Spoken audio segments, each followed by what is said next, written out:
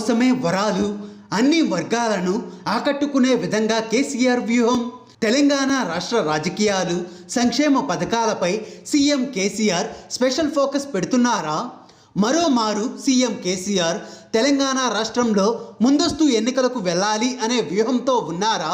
సంచలన పథకాలను ప్రవేశపెట్టి ప్రజల దృష్టి వాటిపై మళ్లే విధంగా చేసి ప్రజా వ్యతిరేకతను దూరం చేసేలా సీఎం కేసీఆర్ నిర్ణయాలు తీసుకుంటున్నారా అంటే అవును అనే సమాధానమే వస్తుంది.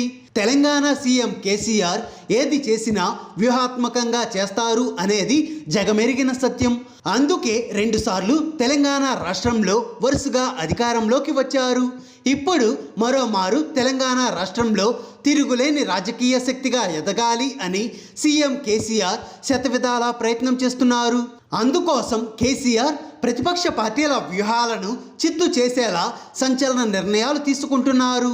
తెలంగాణ అసెంబ్లీ సాక్షిగా అన్ని వర్గాల వారికి వరాలు కురిపించారు. పెండింగ్లో ఉన్న సమస్యల పరిష్కారానికి సీఎం హామీ, నియోజకవర్గాల బాట పట్టిన ఎమ్మెల్యేలు ప్రజలకు అభివృద్ధిని వివరించే పనిలో నిమగ్నం. శాసనసభ సాక్షిగా సీఎం కేసీఆర్ అన్ని సెక్షన్ల వారికి వరాలు ప్రకటించారు. గతంలో పెండింగ్లో ఉన్న సమస్యల పరిష్కారానికి హామీ ఇచ్చారు. ప్రభుత్వ ఉద్యోగులు కానప్పటికీ సమ్మెకు వెళ్లారు అని ఆగ్రహించిన ప్రభుత్వం ఫీల్డ్ అసిస్టెంట్లను ఉద్యోగాల నుంచి తొలగించి మళ్ళీ తీసుకుంటాము అని, ఏళ్ల తరబడి పెండింగ్లో ఉన్న సమస్యలు సైతం పరిష్కరిస్తాము అని సీఎం ప్రకటన చేయడంతో ఫీల్డ్ అసిస్టెంట్స్ అని చెప్పి ఉపాధి హామీలో పనిచేస్తారు అధ్యక్ష. ఈ పిల్లలకు పాపం వీళ్ళు ఉద్యోగస్తులు కారు, కానీ ఒక భ్రమలో సమ్మెకు పోయినారు. వద్దని పంచాయతీరాజ్ మంత్రి గారు ఆ శాఖ అధికారులు ఎంత చెప్పినా వినకుండా పోయినారు. మళ్ళీ ఇప్పుడు మా తప్పైంది సార్ అని చెప్పి అక్కడికి ఇక్కడికి తిరుగుతూ ఉన్నారు. వాళ్ళ మీద మాకేం కోపం ఎందుకు ఉండాలి అధ్యక్ష? ఇంతమందిని ఆదుకుంటాలో మాకు ఎందుకు ఉండాలా? ఇంత గొప్ప వ్యవహారం చేసే ప్రభుత్వానికి ఆ చిన్నపిల్లల మీద మాకు ఉండవలసిన కోపం ఏంది? అవసరం కూడా లేదు. కానీ మళ్ళీ నేను వాళ్ళకి చెప్తా ఉన్నాను, హెచ్చరికపూర్వకంగా చెప్తాను ఒక పెద్దన్నలాగా, మళ్ళీ అటువంటి పొరపాటు పునరావృతం చేయకండి. ఆ ఫీల్డ్ అసిస్టెంట్లు అందరినీ కూడా మళ్ళీ వాపసు తీసుకుంటాం అధ్యక్ష. ఆ పిల్లల్ని కూడా మానవతా దృక్పథంతో తీసుకుంటాం, పనిలో పెడతాం. ఇది ముందస్తు ఎన్నికలకు సూచన అని టీఆర్ఎస్ ఎమ్మెల్యేలు గుసగుసలాడుతున్నారు. ఎన్నికల కోసమే వరాలు అని టీఆర్ఎస్ శ్రేణులు సైతం అభిప్రాయపడుతున్నారు. టీఆర్ఎస్ ప్రభుత్వం ఇచ్చిన హామీలతో పాటు ఎన్నికల మేనిఫెస్టోలో పెట్టినవి కొన్ని పరిష్కారం కాగా, కొన్ని నిధులు లేక నిలిచిపోయాయి. మరికొన్ని అసలే ప్రారంభం కాలేదు.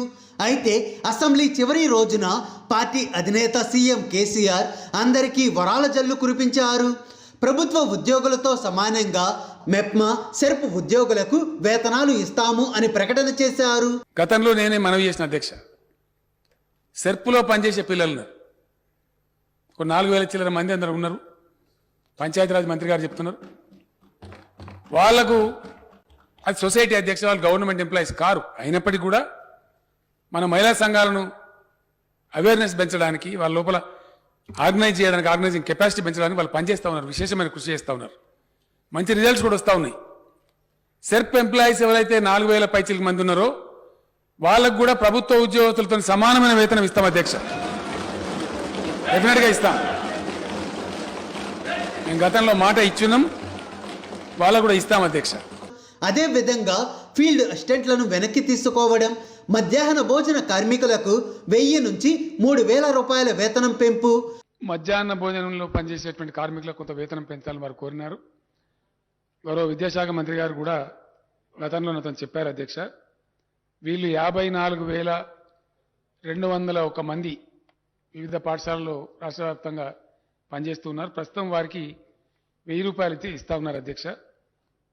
హానరోరియం కింద ఇస్తా ఉన్నారు. అందరికి ప్రపంచం అందరికి పెంచారు కాబట్టి వాళ్ళు కూడా కొంత ఆశపడతారని చెప్పి అడుగుతా ఉన్నారు. అందులో ధర్మం ఏముంది, తప్పేం లేదు.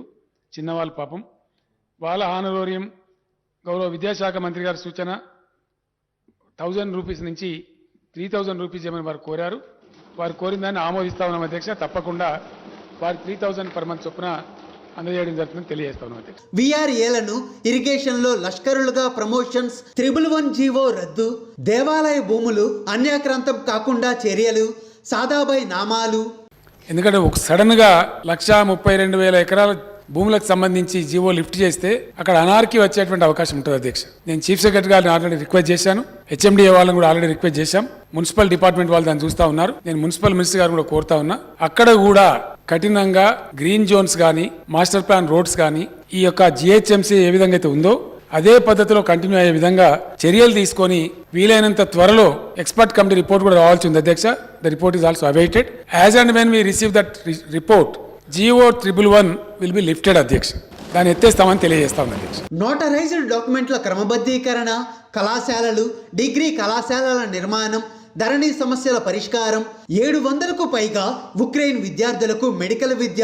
ఇప్పుడు ఏం జరుగుతుంది అధ్యక్ష? ఇప్పుడు రైట్ నౌ 20,000 పైచీలకు పిల్లలు ఉక్రెయిన్లో చిక్కుకొని పోయిన భారతీయ పిల్లలు 20,000 పైచీలకు కళ్ళ ముందర కనబడుతున్న సత్యం అధ్యక్ష.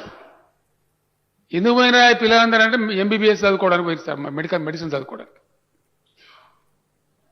మన రాష్ట్రం నుంచి నేను చీఫ్ సెక్రటరీ గారికి చెప్పి ఫైనాన్స్ సెక్రటరీ గారికి చెప్తే మన ఢిల్లీ రెసిడెంట్ కమిషనర్ని వాళ్ళు యాక్టివేట్ చేసి ఎవరి పిల్లలు వాళ్ళు తెచ్చుకోవాలి, ఎవరి బాధ వాళ్ళకు ఉంటుంది కదా అధ్యక్ష. ఒక 740 పైచీలకు పిల్లలు మన తెలంగాణ పిల్లలు. ఇందులో 700 పైచీలకు పిల్లలు MBBS చదవడానికి పోయిన పాపం. అక్కడ 20-25 లక్షలు అయిపోతే సార్ ఇక్కడ ₹1 కోటి అడుగుతున్నారు. కాస్ట్లీ ఉన్నది.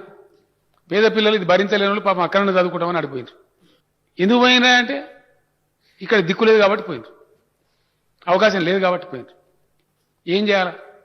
ఇప్పుడు ఆ పిల్లల యుద్ధం ఇంకా సమసిపోలేదు, అది ఏమవుతుందో తెలియదు. కింద పడి మీద పడి ఇప్పటి వరకు 710 మంది పిల్లలు మనం టికెట్లు భరించి తెచ్చినాం అధ్యక్ష. పాప తెచ్చినాం. ఇప్పుడు వాళ్ళ భవిష్యత్ ఏంటి? వాళ్ళ చదువు డిస్కంటిన్యూ కావన్నా, ఆగిపోవన్నా, తిరిగి ఉక్రెయిన్ పోయే పరిస్థితులున్నాయా? ఏం జరగాల? తెలంగాణ ప్రభుత్వంగా నేను ప్రకటిస్తా ఉన్నా అధ్యక్ష, మేము భారత ప్రభుత్వానికి రాస్తాం, వెంటనే వాళ్ళ చదువులకు ఎంత ఖర్చు అయినా మేము భరించి ఇక్కడ చదివిస్తాం వాళ్ళను. వాళ్ళు డిస్కంటిన్యూ కాకుండా, వాళ్ళ భవిష్యత్తు దెబ్బతినకుండా నేను చీఫ్ సెక్రటరీ గారు ఉన్నారు, ఇక్కడనే ఆరోగ్య శాఖ మంత్రి గారు ఉన్నారు, నేను మనవి చేస్తాను, వెంటనే రాయండి. Please write to Government of India immediately. We are ready.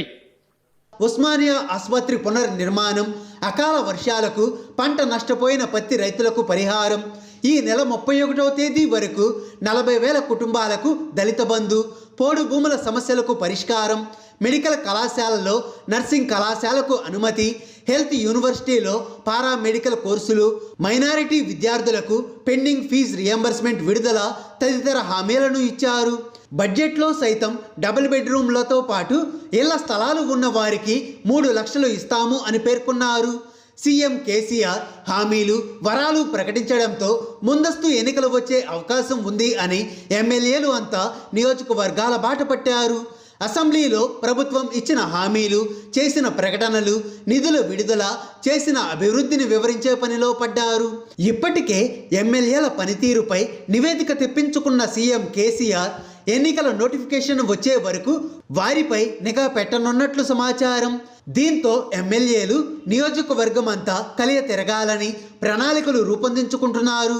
గతంలో జరిగిన అభివృద్ధి, టీఆర్ఎస్ వచ్చిన తరువాత జరిగిన అభివృద్ధిని వివరించే పనిలో నిమగ్నమయ్యారు. అసెంబ్లీలో సీఎం కేసీఆర్ మెప్మా, సర్ప్, ఫీల్డ్ అసిస్టెంట్లతో పాటు మధ్యాహ్న భోజన కార్మికులకు వేతనాల పెంపు సైతం తమకు కలిసి వచ్చే అవకాశమని, వీటిని మరింత ప్రచారం చేసి మరోసారి విజయం సాధించాలి అని ఎమ్మెల్యేలు భావిస్తున్నారు. హాయ్ ఫ్రెండ్స్, మా టుడే టుమారో యూట్యూబ్ ఛానల్ చూస్తున్నందుకు చాలా థ్యాంక్స్. మరిన్ని లేటెస్ట్ వీడియోస్ కోసం వెంటనే సబ్స్క్రైబ్ చేయండి. అలాగే ఈ బెల్ ని కూడా రింగ్ చేసేయండి. మా నోటిఫికేషన్స్ అన్ని మీ మొబైల్లో వస్తాయి. అలాగే మా వీడియోస్ మీకు నచ్చితే లైక్ చేయండి, షేర్ చేయండి, నచ్చకపోతే కామెంట్ చేయండి.